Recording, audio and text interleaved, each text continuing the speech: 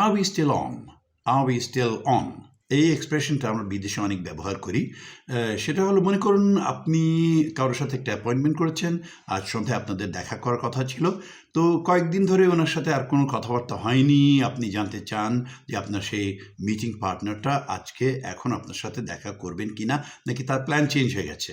তো আপনি হয়তো তাকে ফোন দিয়ে জিজ্ঞেস করলেন, are we still on for tonight, are we still on for tonight, তার মানে আমাদের মিটিংটা কি এখনও ঠিক জায়গায় আছে?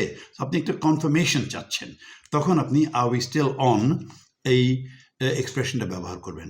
For example, are we still on for dinner tonight, are we still on for dinner tonight, তো আমাদের একসাথে বাইরে খাওয়ার কথা ছিল, সেটা কি এখনও ঠিক জায়গায় রয়েছে? Is the meeting still on, is the meeting still on, আমাদের একটা মিটিং অ্যারেঞ্জ করা ছিল, সেটা কি আসলে হবে?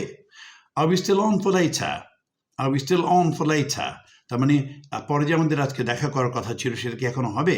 তো এই ধরনের সিচুয়েশনের জন্য আমরা আর উই স্টিল অন, কিংবা is the meeting still on, is dinner still on, এই ধরনের এক্সপ্রেশন অনেক ব্যবহার করি।